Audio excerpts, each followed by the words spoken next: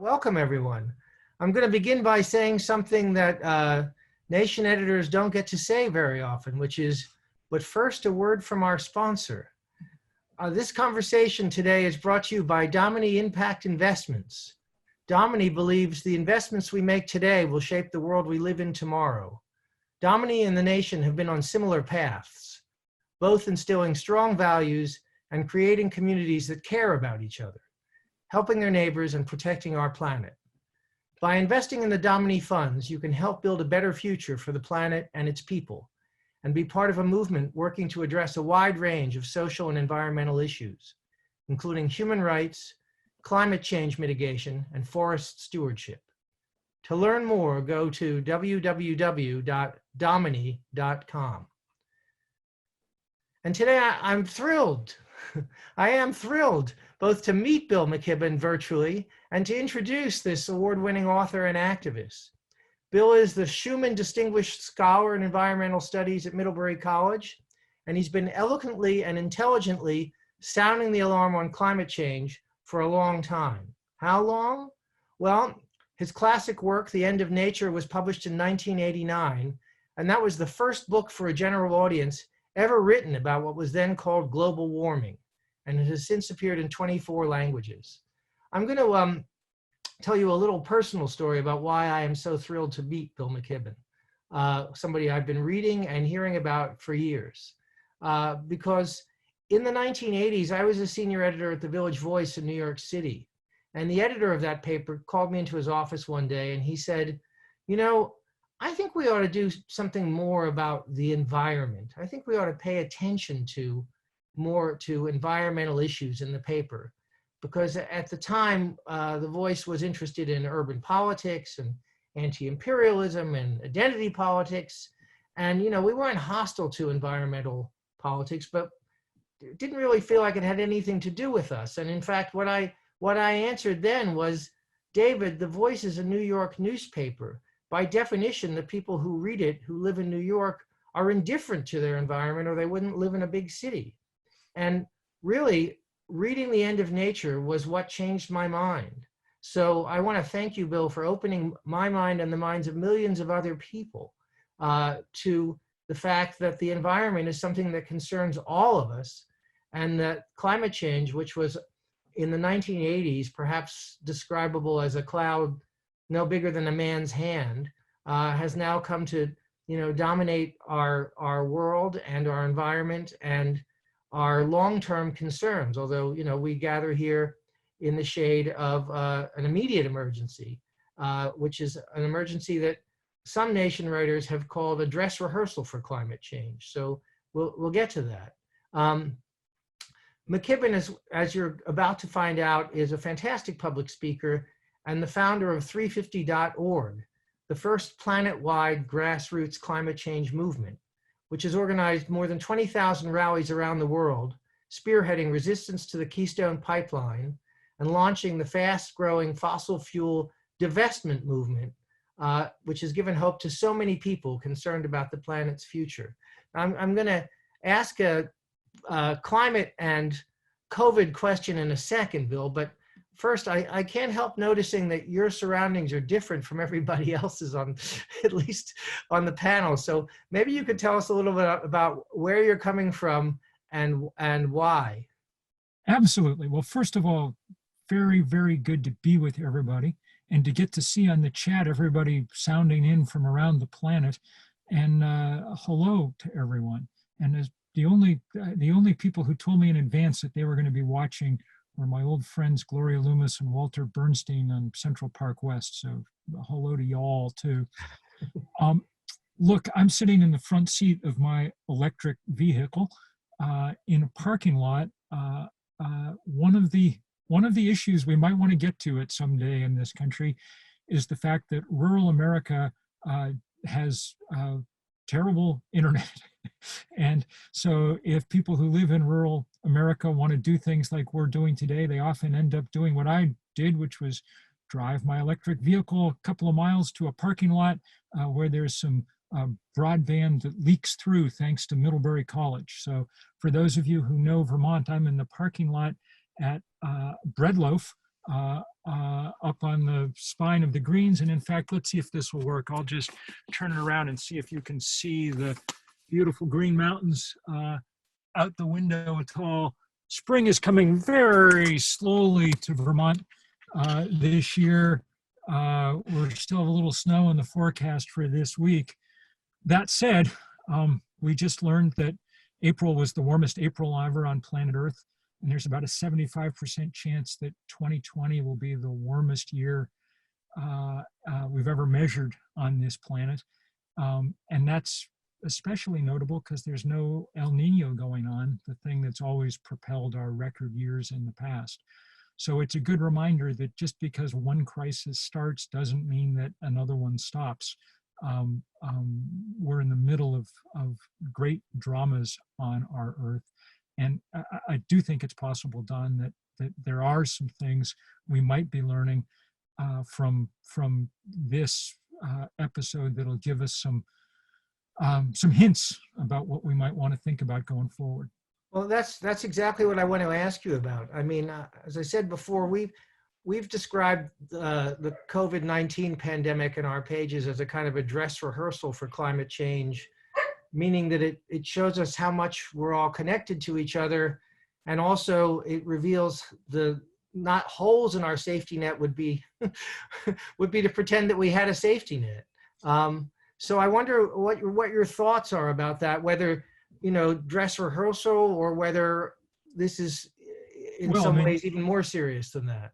I mean, this is super real, and there's no silver lining to it. There's, you know, we're in a horrible pandemic, and of course made endlessly worse by the fact that we're blessed with our current inept leadership in this country. I think that though there are no silver linings, one might as well try to learn something if one's going to go through this level of trauma.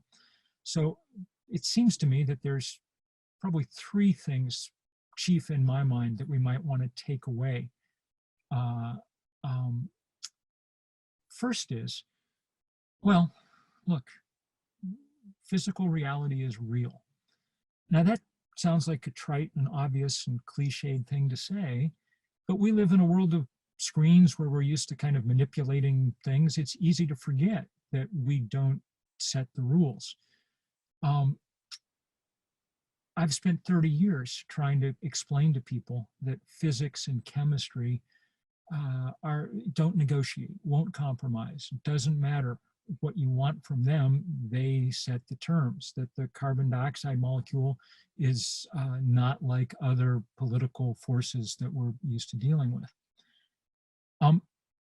This episode is reminding us that the same holds true for biology. It doesn't make any difference whether you get up at the presidential podium and say that it's a hoax, or it's going to go away by Easter, or the cases are going to drop to zero, or, you know, something. It doesn't matter. The microbe is setting the rules. If it says stand 6 feet apart, then stand 6 feet apart. I mean, that's how it works. And so that basic bottom line lesson is, I think, something that we're internalizing in ways that we haven't in our generations quite before. The second thing, and it's a corollary to that, is speed is essential. You know, we've started to understand that countries that flattened the coronavirus curve early are doing really well. The US and South Korea had their first case of this disease on the same day in January. The South Koreans went right to work. They disrupted things. They said, we're not going to have big gatherings. We're not going to we're going to test everybody all the time. And as a result, they're now looking at this thing in the rearview mirror. As of this morning's paper, there'd been 3 days without a single case in a country of 51 million people. Whereas we did just the opposite. We didn't do a damn thing. We waited 6 weeks, and in that time, the problem got bigger and bigger. And now we're not looking at it in the rearview mirror. It keeps crashing through the front windshield of the car, to use a metaphor that's all around me. And the same lesson goes, of course, for climate change. Speed is everything. If we'd started flattening the carbon curve 30 years ago when scientists told us to, with things that would have been moderately, not even that, modestly disruptive, a price on carbon, that kind of thing, we'd be in a completely different place now. I hear people having trouble hearing me, so I'm going to get a little closer to this thing and see if that helps. Um, um, we'd be in a completely different place than we are now. We, you know, we put the accelerator down instead. We've emitted more CO2 in the atmosphere since 1990 than in all of human history before. And as a result, we're now where we are. We're now, I mean, it's easy to forget given that we're all concentrated on the pandemic, but this year began, 12, 14 weeks ago as we all watched in horror as the continent of Australia essentially burned to the ground, We've lost half the summer sea ice in the Arctic. So now we still need to move very, very fast. In fact, faster than we can even start to imagine. But we're going to have to be fairly disruptive as we do it. We're going to need things like the Green New Deal. And there's still going to be a big toll. No matter what we do now, we're going to pay a heavy price. But speed remains of the essence. So those are the first two lessons. They're about physical reality. And the third one that just strikes me as the most basic is social solidarity really matters. It's a matter of life and death. I've lived most of my political life in the shadow of Ronald Reagan and in the notion that markets were going to solve problems, that the most important thing for each of us to do was pursue our own self-interest and things would work out. It was Reagan who, his most famous laugh line always was, the scariest words in the English language are, "I'm from the government and I'm here to help." Ha, ha, ha. It turns out the scariest words in the English language are, "We've run out of ventilators. The hillside behind your house is caught on fire." Those are not problems that you solve by yourself. Those are only problems that you solve when you come together to solve problems.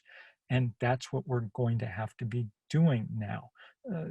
Government's just the name we give for when we come together to try and do things together. And it's very clear that, the conservative movement set out to make government so small, as they put it, that you could drown it in a bathtub. And if you drown your government, then it's not there to help when you desperately need it. And we obviously desperately need it now. Sorry, I'm going to turn over to Aaron in a minute with some audience questions, but I want to just pursue one thing which you said, which is you talked about the fact that there's going to be a toll to pay regardless of how fast we move now. And I wondered, this is about climate, but I think one of the things we've seen from the pandemic is that the people who pay the price are not always the people who make the decisions.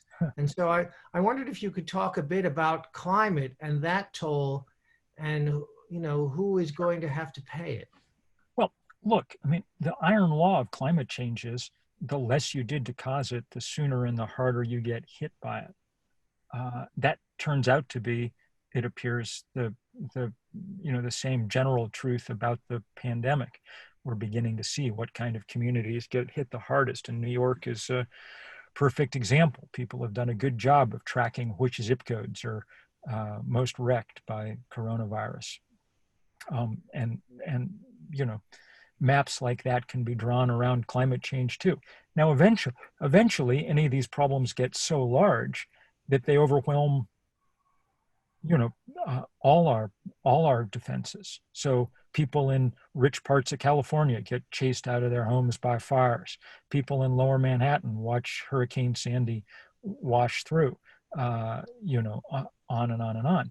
But no question, the people who pay the biggest price are the people closest to the edge, and that price will continue to grow. The UN estimates that by mid-century, on current trajectories, we may well be seeing as many as 1 billion climate refugees on this planet. Think about that for a minute. I mean, it took 1 million refugees coming into Europe from the Syrian civil war, itself caused in part by a deep and vicious drought, to completely discombobulate the politics of a whole continent. Multiply that by 1,000 and try to imagine what kind of world we're creating. So super important right now to figure out, at the very least, how to slow down and limit the degree to which the planet warms. Stopping climate change is no longer on the menu of options. We've already raised the temperature of the Earth 1 degree Celsius, and that's having big effects. Even if we do everything right from this point on, the temperature is going to go up pretty close to 2 degrees, and that's going to be much, much, much worse than what we're seeing now. But the trajectories we're on at the moment bring the temperature up 3 or 4 degrees Celsius. And if we do that, then I think it's pretty clear there's no chance of having civilizations like the ones we're used to. And the time we have to make the changes we need to make is pretty short. The Intergovernmental Panel on Climate Change in October of 2018 issued their most recent report, and it gave the most detailed sense of a timeline. They said that by 2030, we needed to have fundamental changes, fundamental transformation of our energy system such that our carbon emissions dropped by about half if we wanted to have any hope of meeting the goals that we'd set in Paris in 2015. Goals that are not particularly ambitious. I mean, they imagine a planet much worse than the one we live on now. But even to meet those, we need fundamental transformation fast. And one imagines that coming out of this pandemic crisis we're in, maybe one of the last chances we really get to start reorienting things on a big scale.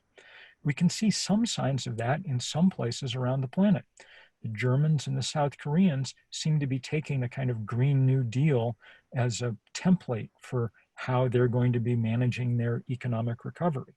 We, of course, should be doing the same thing.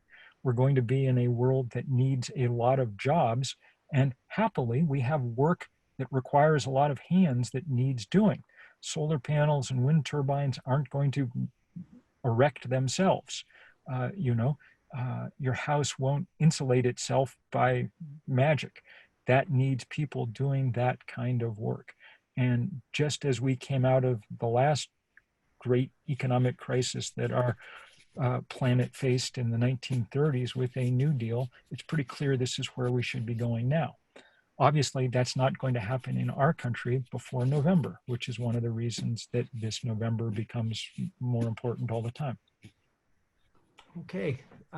Erin, do you want to Yes. ask some questions from our wonderful, I was going to say studio audience, our global audience? Our global audience. Yes, absolutely.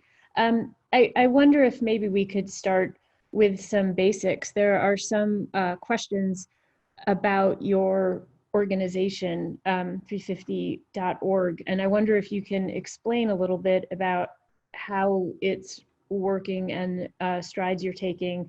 Howard Lazzarini wonders if how it's operating and if you guys work with Sierra Club.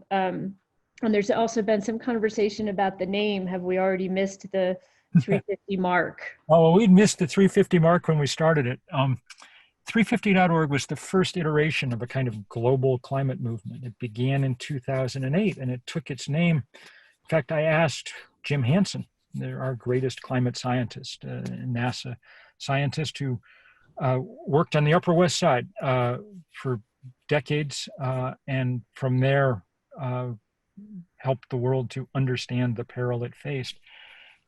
I said to Jim, we need a number. And he said, I've been sort of thinking the same thing. So his team went to work.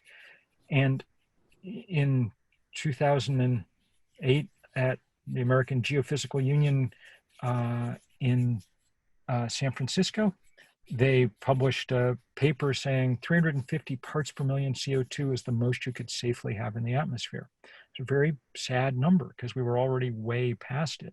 By then we were at 375 or 380. We're at 17 parts per million or so today. That's why the Arctic is melting. That's why California catches on fire, on and on and on. So we took the name, and of course we can't change it. I mean, it's not like if you go to the doctor and the doctor says, measures your cholesterol and it's at 300, then the doctor just resets the safe level for cholesterol. I mean, that's not how it works. Back to my original point, physical reality matters here. And so that's where the name comes from. Now, I'm just a volunteer at 350 and always have been, but I do my best to help out, and it's grown into a large thing that works all over the world. We've organized rallies and things in every country on the planet except North Korea. And now there are lots and lots of just 350 chapters all over the world that really have no formal connection with the organization. And our strategy from the beginning has always been to sort of try and build coalitions, get everybody working together.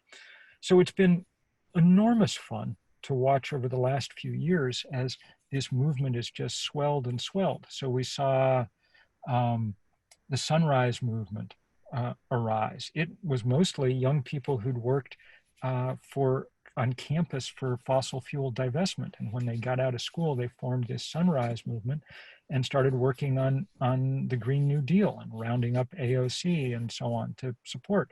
So it's been really fun to see all these people I knew as very young people doing that work.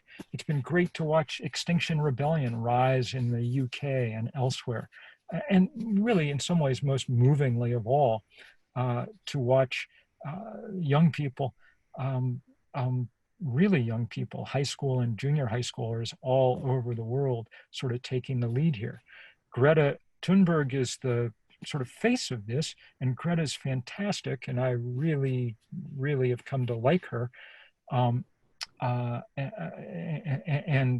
I can report happily that both she and her father seem to be recovering well from their brush with coronavirus. But the really good news is there's 10,000 Gretas all over the planet, young people who are doing a great, great, great job.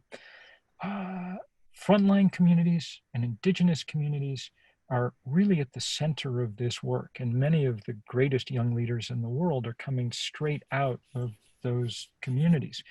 And it's really fun to get to work with all those people all the time.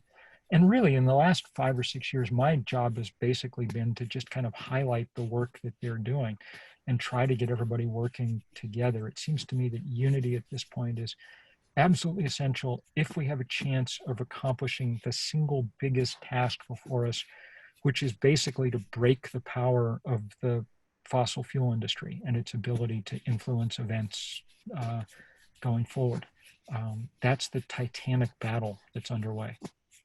So in that titanic battle, where does nuclear power fit? We have a couple of questions on that. John Crompton is wondering, when we're going to be able to have, he calls it a grown-up conversation about nuclear power, and he wonders if people who oppose nuclear power have some ownership in our crisis. And Len Rodberg is also pointing out that other alternative energy sources aren't going to be able to handle the load. And so does nuclear power have a role to play? Well, first of all, the idea that renewable energy can't handle loads is one of those shibboleths that we're disproving fairly quickly around the world. This was at the heart, say, of this new Michael Moore movie, which was arguing, they came up and said, well, you use as much energy making a solar panel, as it ever produces, it's completely useless, on and on and on. And happily, Josh Fox in The Nation, but also scientists and engineers in dozens of other platforms around the world quickly went to work debunking all of that and pointing out that it's not true, that we're now at a point where these are some of the best energy sources on the planet and where we're deploying them very quickly. We saw the news today that for the last 40 days running in the US, renewable energy has produced more energy than coal. That's pretty good news. And it's because this stuff is getting finally installed at a good pace, not as good as we need it to be. We need to pick it up enormously, which is what the Green New Deal envisions, but it's there. Now that doesn't mean that it's a good idea probably to shut down existing nuclear power plants if they're the ones that are relatively safe, because they're already there and producing energy. My guess is that we're not going to see new nuclear construction playing a big role in anything much going forward, at least in this country, mostly because it's incredibly expensive and incredibly slow. The price of a solar panels dropped about 90% in the last decade as we've gotten better at producing them. But the cost of a nuclear plant just keeps going up and up and up. And the time it takes to construct them and get them built, is now 10, 15, 20 years, putting it really sort of outside the envelope of being super helpful. But that said, I mean, as I wrote a cover story for Time last fall, kind of envisioning the future, looking back from 2050 and kind of imagining that we'd made it through. And one of the things I said in there was, environmentalists had to swallow some and figure out that probably it was a good idea while you could to leave existing nuclear power plants open. So Brooks pointing out how low the prices for gas are right now, and wondering what comes out of this moment and what gives us an incentive to end our dependency on fossil fuel. Well, I mean, that's a good question. It is, if gasoline's $1.60 a gallon, there's going to be more people buying SUVs for a while and so on and so forth. But I think probably the low price of oil is doing more damage to the oil industry than enough to compensate for that. I mean, this is an industry that's been in decline now for a decade. It's been the lowest performing part of our economy, which is one of the reasons why divestment has become an easier and easier argument over time. It's that way for two reasons. The oil industry, which was the dominant industry on planet Earth, has two problems. One, its product causes the greatest crisis the planet's ever faced. So eventually it's going to face big regulatory pressure, and around the world it is. And two, people are coming up with a better, cleaner, and cheaper alternative. Even with low oil prices, and gas prices and things, you're still better off locking in renewable energy when you can.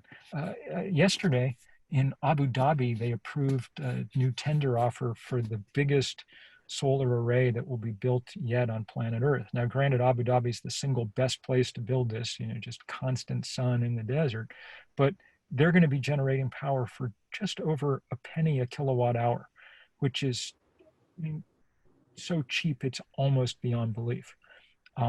And so I think that the IEA, International Energy Agency, predicted a couple of days ago that we'd see oil and coal and gas all fall almost 10% this year, but we'd see renewable energy increase about 10% even amidst the economic damage of the pandemic. I think we've seen peak oil consumption on the planet. I think when we look back, 2019 will turn out to be the year with absolute peak oil consumption. The question is how fast we can drive it down. And the real answer to that question, and the reason why what's happening now is really important and why November's election is so important, is because the thing that's crucial here is breaking the political power of the fossil fuel industry. Their goal is to leverage their political power to keep their business model alive a few more decades, and we can't afford for that to happen ecologically. So we have to be able to break that political power. That's what movements have been aiming to do from the start. And so this is a good time to jump into how personal politics is. Yezyar, and please forgive me, I probably just mispronounced your name, wonders if Democrats win the White House in November, do you expect any significant movement to manage the environmental impact of climate change. And there's several questions about the Green New Deal and it's how hard we should be pushing for it. Well, we should be pushing hard for it. And if Democrats win the White House, one should not expect it to be enacted the next day, would be my guess. I think we're going to have to fight for it still. It's going to be just as crucial to win control of the Senate as it is to win control of the White House. Those are kind of sine qua nons for getting pretty much anything done. But even if we win those things, we're still going to have to fight. This is really hard, what we're talking about. The reason to want Democrats to win is A, so that people stop doing actively bad things all the time, reducing, cutting away every single bit of clean air and clean water legislation, so on and so forth. And B, so that you have people in power that you're able to go pressure. I worked hard to get Barack Obama elected, and then I worked hard to organize what I think were the largest demonstrations outside the White House during the Obama years to stop the construction of the Keystone Pipeline, a fight we eventually won in that administration and are, knock on wood, continuing sort of to win even in the Trump administration. The reason to elect Democrats to office is so that you can go pressure them. Nobody should think that our job ends on November 3rd. One job ends on November 3rd and another job starts on November 4th. You just mentioned the Keystone Pipeline, and I think in an article you recently wrote for The Nation, you also pointed out that construction on that is going on even in this pandemic moment, creating even more risk for those communities. Can you let us know where that stands right now? Yeah, so this is the single most disgusting story in a certain sense of the whole pandemic. The company that wants to build the Keystone Pipeline, TC Energy, used to be TransCanada, but like Philip Morris, they eventually got enough grief from all of us that they changed their name.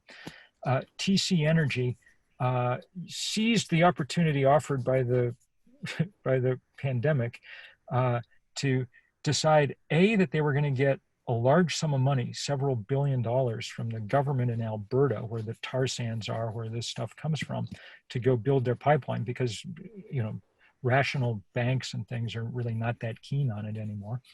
And with that money, they announced that they were going to go ahead with construction, even though that meant bringing in construction crews from around America to rural parts of the country with bad, healthcare systems to begin with, exactly what any rational person would not be doing at the moment.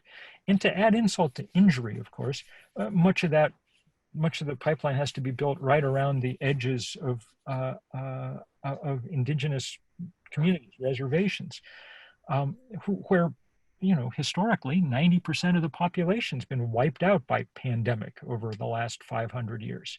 So people were pissed. A Faith Spotted Eagle in Yankton,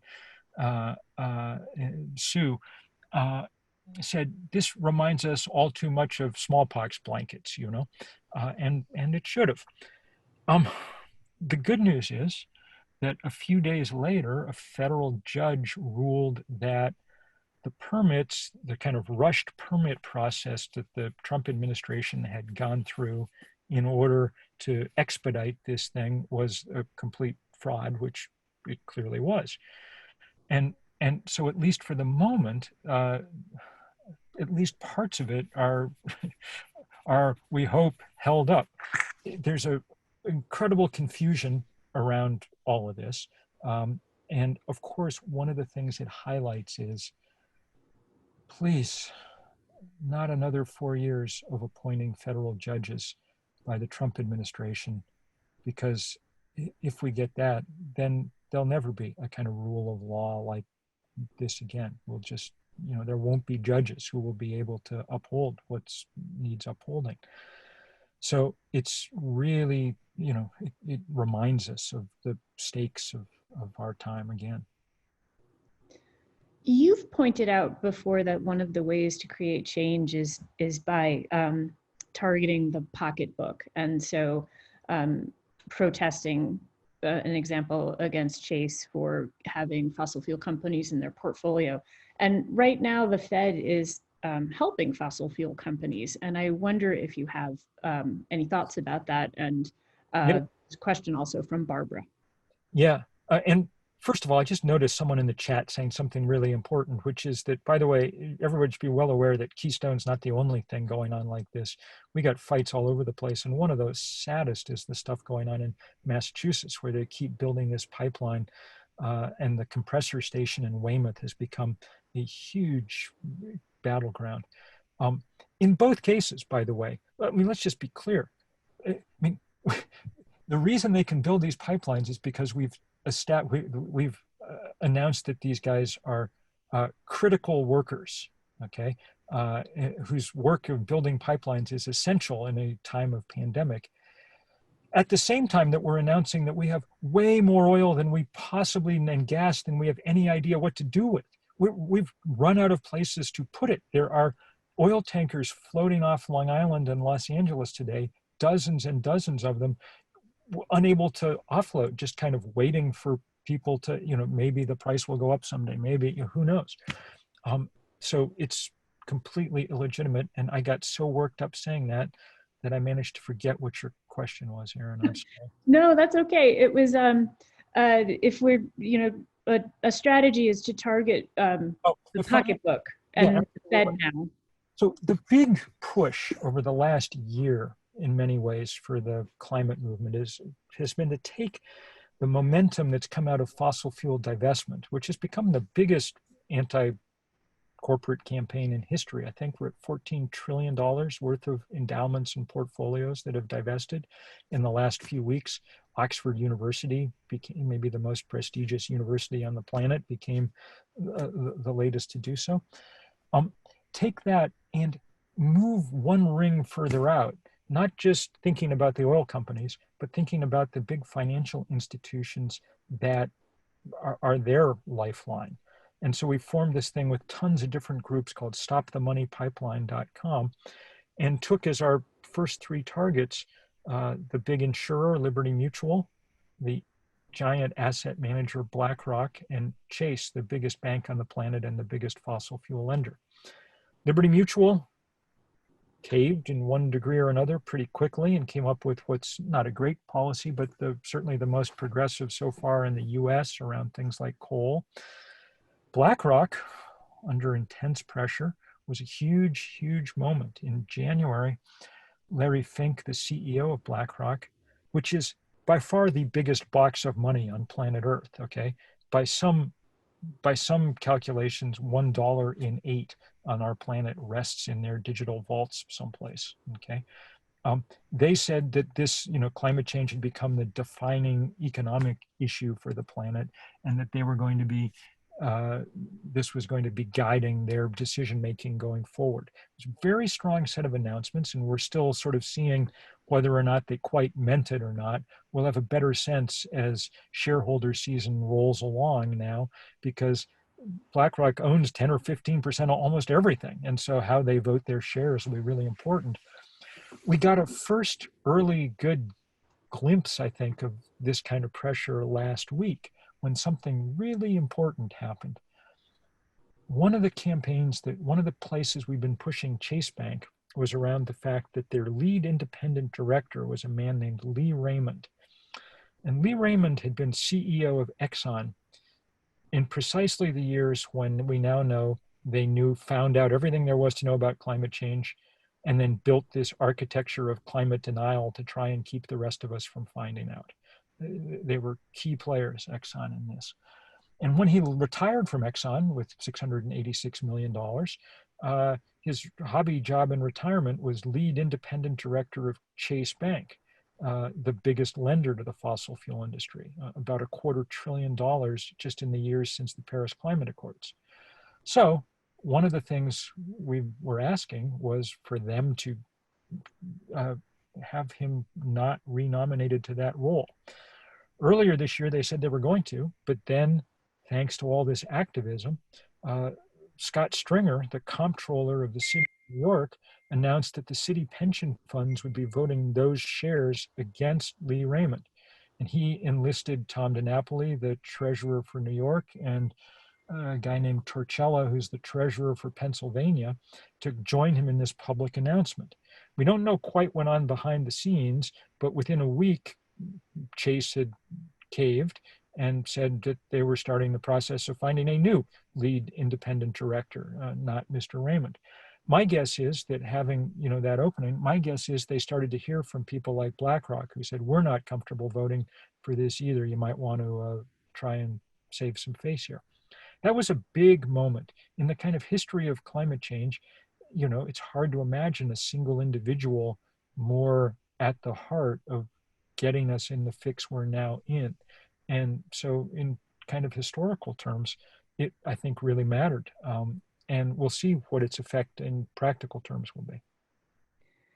Um, what about maybe allies from unexpected places in the world in this fight to save our climate? Yvonne Davey is wondering if Pope Francis is having an influence on climate change goals. And I wonder if there are any other allies that come to mind. Well, Pope Francis is, look, I'm a Methodist, so, what can I tell you? But I kind of wish I was, a Francis Catholic, because Laudato Si, the encyclical on climate change and much more that he issued, I think it'll be 5 years to go this summer, is probably the most important radical document of the 21st century.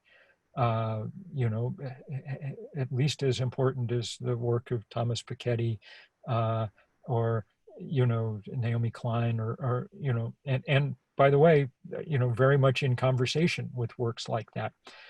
It's a powerful, begins as a kind of discussion of climate change and moves into a real critique of modernity in deep, deep ways. I got to spend a couple of weeks with it because I reviewed it for the New York Review of Books, and it was, really, really spectacular, and it's having a big effect. For example, Georgetown University, which either it or Notre Dame is the most important Catholic institution in this country, divested fully from fossil fuel a few weeks ago. That's a strong signal in our nation's capital from a player that's always been in the kind of middle of our political life, a place where people from all sides meet and talk. So Francis is a great example and of a burgeoning religious environmental movement. The people at groups like Green Faith have done an enormously good job of beginning to round up faith communities of all kinds. I noted the other day that Bartholomew, the leader of 400 million Orthodox Christians, and a guy who's been very outspoken about environmental issues for more than a decade, had issued just a really beautiful, powerful message on the 50th anniversary of Earth Day. So this is a part of this is one source of real power. Institutions like the Catholic Church don't change quickly, but once they change and once they start moving in a certain direction, there's a kind of grinding glacial quality to that, unstoppable quality to that movement. And so I think it'll be an important part going forward. There's so many good questions, and I want to thank everybody. I wish we could fit them all in, and I'm going to try to get just a couple more in. We've talked about the shift to renewable energy, and John Howe questions if we should also be focusing on carbon drawdown strategies and what those might be. Yep, we certainly should, and we're getting more focus on it. So this, and there's other things we should be focusing on too, including energy conservation and efficiency. So let's talk, because solar panels and things get all the visibility, but so let's talk about both those things. A good place to start is where you are in New York City. New York City, New York City Council adopted a really important bill last year that's going to force the quick retrofit of all large buildings in New York City to dramatically, and I mean dramatically, reduce their carbon footprint. They passed it over the complaints of the big landlords in the city, but they got it done, and it was a big victory for great local activists in New York City, of whom there are really a lot working on these climate issues. And that should be a template for what we do around the country and around the world. There's an enormous amount of waste, and cutting that waste would make all the other parts of this problem much, much easier to address. But even if we do everything right, as someone pointed out at the beginning, we're already way over 350 parts per million, so we better figure out how to get some of that out. And the ways to do it are not easy, and the kind of mechanical ideas for how to pull carbon out of the air remain speculative and expensive. But we also know that changes in the way that we use soil, that we grow our food, whatever, can have quite large impacts if we really were able to play them out.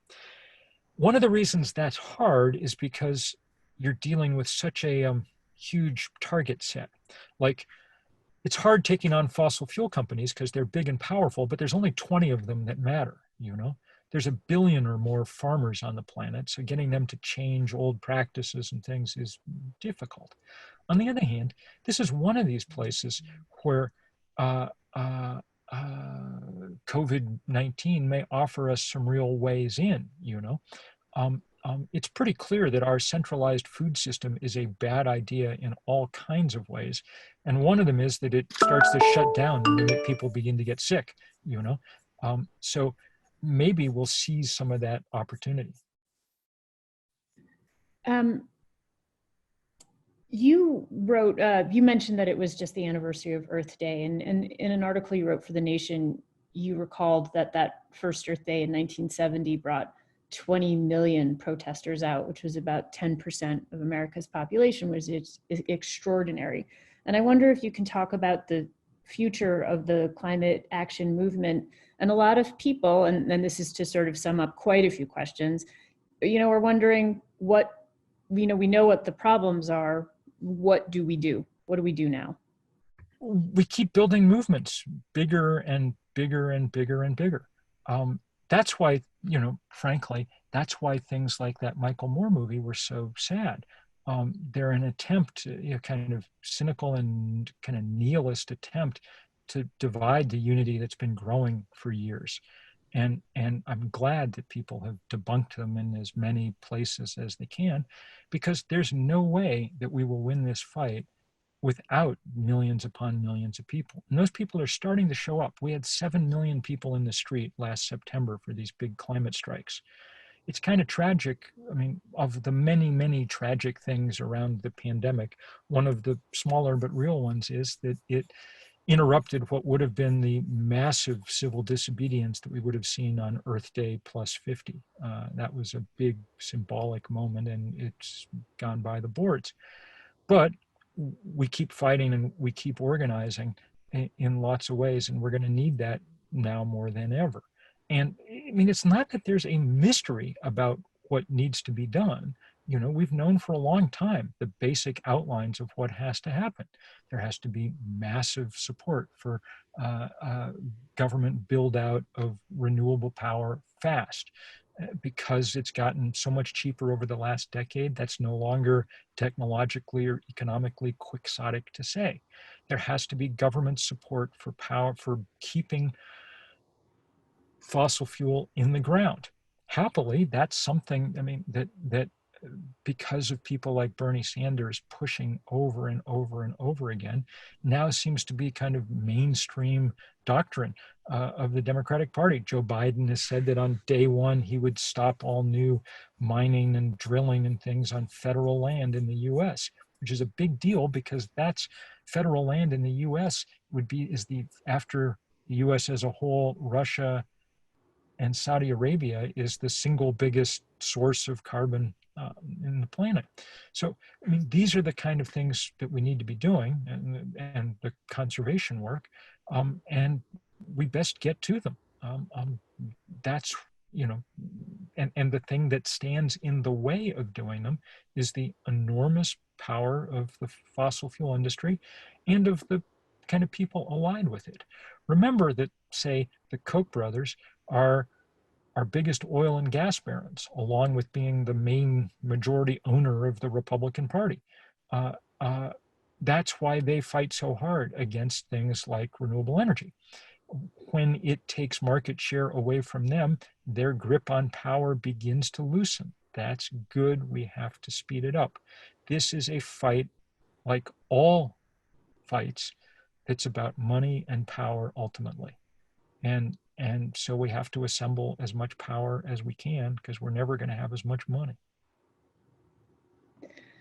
Thank you so much. There's so many questions we can't get to. I think we could probably spend hours and hours with you. This has been extraordinary. And I wonder, Don, if you have any remarks you'd like to make in closing. Yes. Only to say thank you so much, Bill, for spending the time and making the drive and letting us join you in that parking lot in Vermont. And thank you for the participants and for your fabulous questions and for the solidarity of helping each other and sometimes me with our technical problems as we've been watching this. It's been great to see, and it's been great to see that you're all still here. You know, this is the best turnout we've had yet, and it's amazing to see how eager people are to hear what Bill has to say. I can speak only for myself and say that I feel enormously energized and ready to go out and carry on the work. So thank you so much, Bill. And I'm just offering you, Don, one more glimpse of the Green Mountains as a farewell present there. Thank you. It's very close to my heart. Thanks very much. Take care, y'all. You too. Thank you. Thank you, everyone.